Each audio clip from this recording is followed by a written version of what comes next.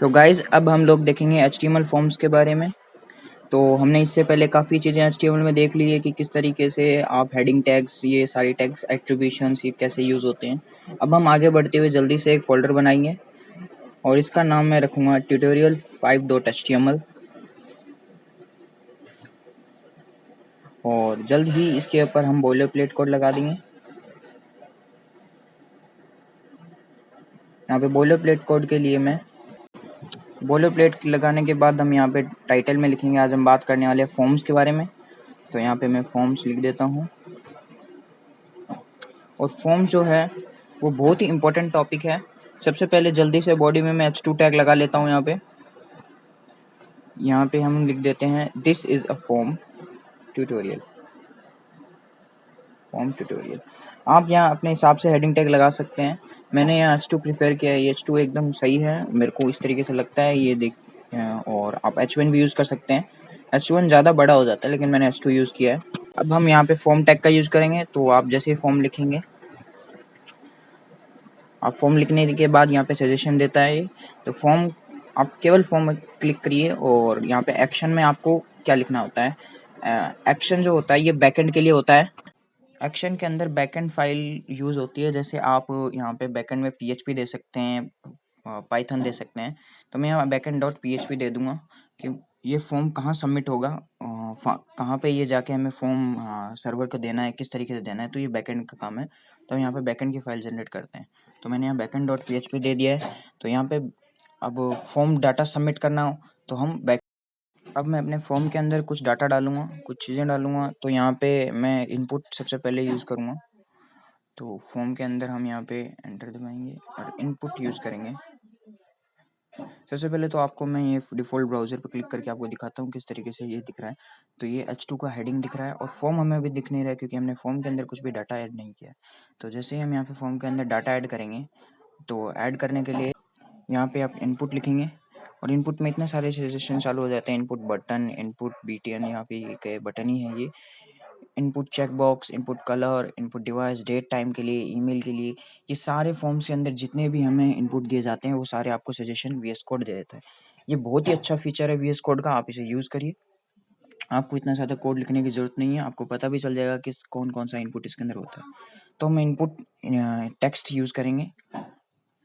आपको जिस भी फॉर्म के अंदर किसी पर्टिकुलर सेक्शन में आपको कुछ फिल करना हो तो आप टाइप टेक्स्ट करिए। तो टेक्स्ट आप यहाँ पे लिख सकते हैं। तो हम आगे चल, तो इस तरीके से आप यहाँ पे इनपुट टाइप टेक्स्ट करके और यहाँ नेम एडिंग करके लिख सकते हैं। ये देखिए आप किस तरीके से नेम आ चुका है। और उसके बाद आप यहाँ पे टाइप टेक्स्ट और नेम लिख सकते हैं। यहाँ पे आप हेडिंग कर सकते हैं कुछ भी। अब आप मैं दिखाता हूँ यहाँ पे नेम के अंदर जैसे मैं अपना नाम देता हूँ राहुल। तो आप देखें ये हो नहीं रहा, ये बैकएंड का काम है, ये बैकएंड में जाके आपका प्रोसेस होगा, लेकिन हमारे पास तो बैकएंड है ही नहीं, ऐड फाइल नहीं कर रखी, मैंने कोई PHP फाइल नहीं बना रखी, इसलिए ये चल नहीं रहा। तो आप नेम के अंदर यहाँ पे अपना नाम दे सकते हैं। ये फॉर्म हो गया पहला आपका। नेम के बाद कई सारे इनपुट हैं, जैसे एक और इनपुट, यहाँ पे एक और इनपुट देता हूँ मैं रोल के नाम से। तो यहाँ इनपुट टैग लगाया और यहाँ टेक्स्ट के आगे इनपुट से पहले मैं यहाँ पे रोल दे दूंगा। सबसे पहले ये पूरा फॉर्म के अंदर होना चाहिए, ये कोई भी फॉर्म के बाहर नहीं होना चाहिए। तो मैं इसको भी फॉर्म के अंदर रखूँगा और इनपुट के ऊपर यहाँ पे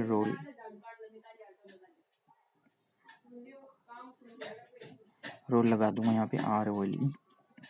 अब आप देखेंगे जैसे मैंने यहाँ पे रोल लिखा और ये रोल के लिए अब नया फाइल हो गया, लेकिन यहाँ पे ये इनलाइन आ रहा है, मतलब एक ही लाइन के अंदर आ रहा है। तो मैं इसको चाहता हूँ ये नीचे आ जाए इसके। तो वो यहाँ पे आप, ये तो एक तरीका है, यहाँ पे आप BR टैग यूज़ कर सकते हैं जो लाइन ब्रेक कर देगा, आप नीचे आ जाएगा।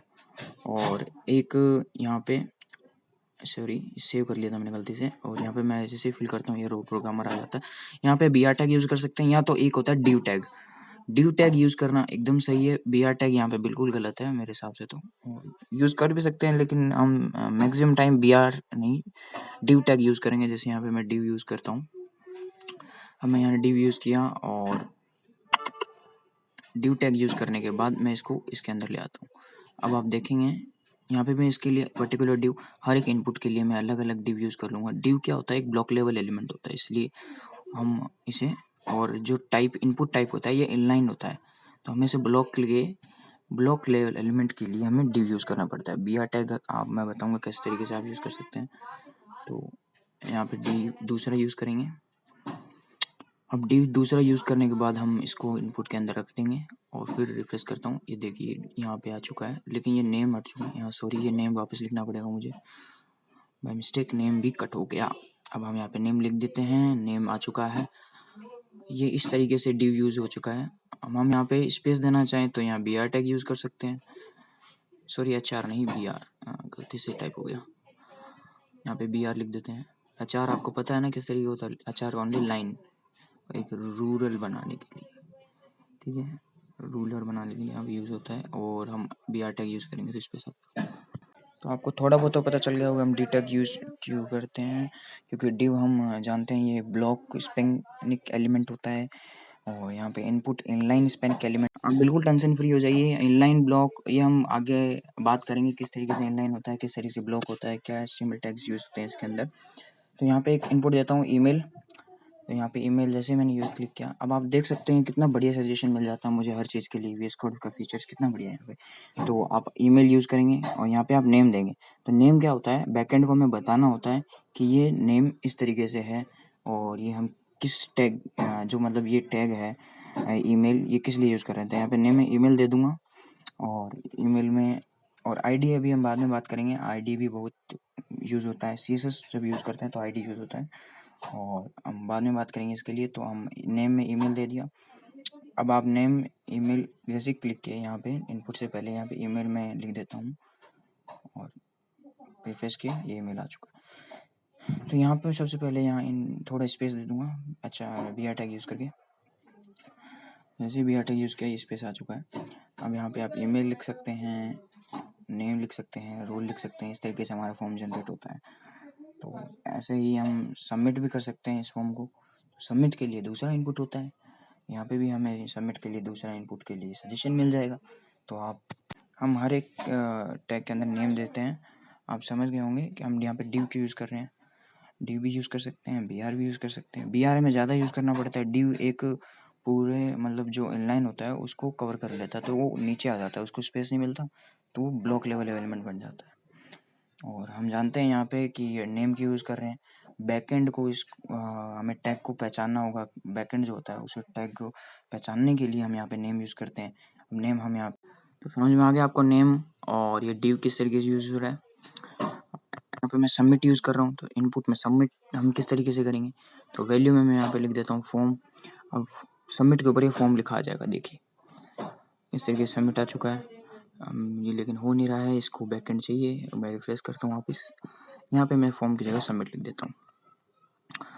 तो अब आप देखिए एक सबमिट बटन किस तरीके से आ जाते हैं यहाँ पे, ये देखिए ये सबमिट बटन आ गया। अब हम आगे चलते हैं। तो हमने यहाँ पे सबमिट बटन देखा और इनपुट में कई सारे देख लिए, टेक्स्ट देख लिया किस तरीके से टेक्स्ट लिखा जाता है। तो हमने देखा यहाँ पे कितने सारे इनपुट्स हमने यूज़ किए, और भी इनपुट हम यूज़ करेंगे, लेकिन मैं यहाँ पे एक सजेशन देना चाहता हूँ, कभी भी यहाँ पे br टैग यूज़ मत करना। br टैग हम बहुत रेयरली यूज़ करेंगे, हम यहाँ पे div एलिमेंट का यूज़ करेंगे। तो br टैग बहुत गलत है यहाँ, मतलब यूज़ करना ही नहीं है, तो br टैग आप मत करना, ठीक है। अब मैंने यहाँ पे कुछ एडिटिंग कर दी गलती से, यहाँ पे मैं ईमेल को ऊपर लिख देता हूँ, क्योंकि ये सबमिट बीच में कैसे आ चुका होता है, यहाँ लास्ट में सबमिट यूज़ करते हैं, तो इस तरीके से सबमिट आ गया, ठीक है। अब आप देखेंगे आगे हम, अब मैं आपको यहाँ पे एक इनपुट और बताता हूँ जो हमें डेट टाइम के लिए शो करता है।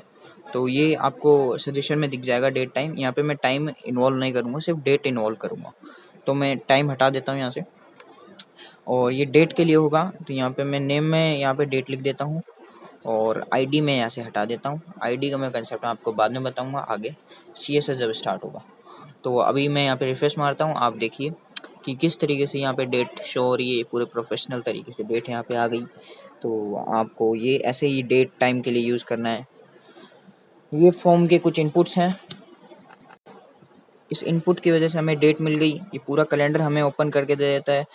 और अब हम यहाँ पे आगे चलते हैं। दूसरा इनपुट मैं आपको बताना चाहता हूँ, ये इनपुट है आपका नंबर, जो पूरा नंबर पे डिपेंड है, मतलब आप किस तरीके से नंबर यहाँ पे दे सकते हैं, 1 2 3 4 5 कुछ भी यहाँ पे इनपुट लिखेंगे अब यहाँ इनपुट में कुछ सजेशन होगा, देखो आप इनपुट जैसे लिखेंगे यहाँ पे आपको नंबर का सजेशन मिल जाएगा। ये फिर से यहाँ पे इनपुट लिखना पड़ेगा, टाइप यहाँ पे नंबर सबसे टॉप पर है, तो मैं यहाँ से ये रेंज, ये पासवर्ड नंबर, यहाँ पे नंबर दिया। अब आप यहाँ पे नेम दे दे, नंबर लिख दें यहाँ पे नंबर भी, ठीक है। अब आप देखेंगे यहाँ पे ये नंबर हो गया, लेकिन यहाँ पे कुछ लिखा नहीं रहा इनपुट से पहले, यहाँ पे मैं लिख देता हूँ ओके नंबर, सॉरी ये सेव नहीं करना मुझे, कैंसिल। और यहाँ पे मैंने जैसे नंबर दिया, अब आप देखेंगे यहाँ नंबर आ गया है, लेकिन यहाँ ये कुछ अच्छा दिख नहीं रहा है, तो यहाँ पे मैं आपको पता है कौन सा टैग यूज़ करने वाला हूँ, यहाँ एक BR टैग यूज़ कर देता हूँ जिससे ये ब्लॉक हो जाए। तो ब्लॉक एलिमेंट हो गया। अब यहाँ पे मैं जो भी नंबर लिखूँगा, जैसे 1 2 3 4 कुछ भी, ये हो जाएगा, माइनस में भी हो सकते हैं, ठीक है। तो यहाँ पे इस नंबर में ई भी हो सकता है, ई टाइप कर सकते हैं, कोई भी अल्फ़ाबेट में से आप ई टाइप कर सकते हैं। आप ई क्यों टाइप कर सकते हैं ये मैं बताता हूँ। आप जैसे ई की पावर 10 होती है, ई की पावर 4 होती है, कुछ भी ई की पावर हम 100 करते हैं, तो मतलब कि ये कहाँ तक ही चलता है, ये होता है। अब यहाँ पे हम रीसेट बटन कैसे यूज़ कर सकते हैं वो देखते हैं। तो आप रीसेट लिखेंगे और यहाँ पे इनपुट में मैं टाइप टेक्स्ट हटा देता हूँ यहाँ से, और टाइप यहाँ पे रीसेट ऑप्शन आ गया, ये रीसेट जैसे बटन दबाया तो ये सबमिट जैसा ही बटन होता है रीसेट। यहाँ पे देखिए रीसेट आ चुका है, और यहाँ से मैं रीसेट हटा देता हूँ, हमें इसकी ज़रूरत नहीं है। जैसे सबमिट होता है वैसे रीसेट भी होता है। यहाँ पे BR टैग यूज़ किया और ये ब्लॉक में आ गया।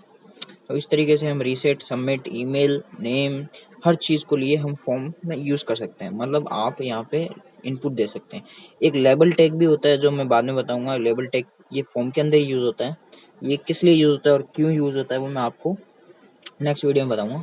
तो सबसे पहले तो मैं सबमिट और रीसेट को नीचे ले आता हूँ ताकि ये सुंदर दिखे, और ये देखो अब ठीक लग रही है। तो हमारी वेबसाइट और खूबसूरत देखने के लिए हम CSS यूज़ करेंगे। यहाँ पे BR टैग यूज़ करने पर ये और नीचे सबमिट पे आ गया। आप इसी तरीके से यहाँ पे इनपुट्स ले सकते हैं। आप फॉर्म के अंदर ईमेल, नंबर, फ़ोन नंबर कुछ भी यहाँ पे डालना चाहें तो फ़ोन आप कर सकते हैं। लेकिन ये आपको मैं बता चुका हूँ फॉर्म के अंदर एक्शन का यूज़ किस लिए होता है, वो बैकएंड के लिए यूज़ होता है। इनपुट में आप यही कैसे होता है, टाइप आप दे सकते हैं, किस तरीके का टाइप आप इनपुट चाहते हैं। यहाँ पे मैंने आपको सबसे पहले सजेशन दिया है कि BR टैग वो यूज़ नहीं करना है। तो यहाँ पे मैं एक इनपुट चेकबॉक्स का बताता हूँ। सबसे पहले आपको इनपुट चेकबॉक्स क्या होता है। चेकबॉक्स होता है जो टिक होता है ना, उसी को हम चेकबॉक्स कहते हैं। तो सबसे पहले यहाँ पे चेकबॉक्स कर देता हूँ नेम के अंदर। तो मैंने यहाँ पे नेम में चेकबॉक्स दे दिया है। तो चेकबॉक्स में जैसे मैं लिख देता हूँ यहाँ पे आर यू एलिजिबल, जैसे मैंने लिया यहाँ क्वेश्चन मार्क लगा देते हैं, ठीक है। अब आप देखें चेकबॉक्स यहाँ पे रिफ्रेश किया तो ये देखिए आर यू एलिजिबल में चेकबॉक्स आ गया। तो हम यहाँ पे चेक कर सकते हैं, टिक लगा सकते हैं। तो ये है हमारे चेकबॉक्स का काम। यहाँ पे एक रेडियो बटन भी होता है, मैं यहाँ पे आईडी हटा देता हूँ। अब रेडियो बटन क्या होता है, ये रेडियो बटन के लिए मैं यहाँ पे इनपुट लूँगा। तो इनपुट डाला, इनपुट लिया, अब मैंने यहाँ पे और रेडियो बटन यहाँ पे ऑप्शन में आ रहा होगा कहीं, आप यहाँ पे सजेशन में देखिए। मैं फिर से चेक करता हूँ, यहाँ पे कुछ मिसप्रिंट हो गया, आई एम सॉरी। यहाँ पे मैं इनपुट लिखता हूँ फिर से, input radio button, radio radio radio और रेडियो ऊपर है, हाँ। तो यहाँ पे ये रेडियो बटन है, यहाँ पे मैंने यूज़ किया। अब यहाँ पे नेम में मैं लिख देता हूँ रेडियो, और यहाँ से आईडी हटा दी। अब आप यहाँ पे रेडियो बटन के यहाँ पे लिख दीजिए, यहाँ पे जेंडर दे देता हूँ। यहाँ पे मैं एक जैसे मैंने यहाँ पे मेल दे दिया, जेंडर का मेल फीमेल दो जेंडर दे दिए, तो एक मेल जेंडर हो गया। और इसी तरीके से यहाँ पे मैं कंट्रोल C दबाता हूँ, और ये कंट्रोल C को यहाँ पे कंट्रोल V कर देता हूँ। लेकिन आपको मैं बता दूँ, ये जो VS कोड का फीचर है, यहाँ पे आप इसमें आप अपने कीबोर्ड चेंज भी कर सकते हैं, शॉर्टकट कीज़ को कंट्रोल C से कंट्रोल D कर सकते हैं। यहाँ पे मैंने फीमेल कर दिया। अब आप देखेंगे यहाँ पे किस तरीके से ये चेकबॉक्स में, चेकबॉक्स ही नहीं है, ये एक तरीके से रेडियो बटन है, ये पूरा अलग है। अब आप देखिए मेल कर सकते हैं, फीमेल कर सकते हैं, मतलब आप किसी एक को कर सकते हैं, दोनों को नहीं। तो ये है, और चेकबॉक्स आप मल्टीपल टाइम कर सकते हैं। तो यही था हमारा radio button. So I hope आपको समझ में आ गया होगा। हमने काफ़ी चीज़ें देखी इस फॉर्म्स के अंदर, फॉर्म के अंदर कैसे कैसे इनपुट यूज़ किए जाते हैं, टाइप्स क्या क्या होते हैं। अभी तक हमने जो भी फॉर्म में स्ट्रक्चर में लिखा है वो इतना सुंदर नहीं दिख रहा है। आप देखते हैं यहाँ पे कुछ भी इतना सही नहीं लग रहा है। यहाँ पे पैडिंग नहीं है, यहाँ पे मार्जिन नहीं है, यहाँ पे हम कुछ भी इतना सुंदर नहीं दिख रहा है। हम CSS का यूज़ करेंगे तो काफ़ी चीज़ें हमें इसके अंदर बहुत सुंदर लिखेगा।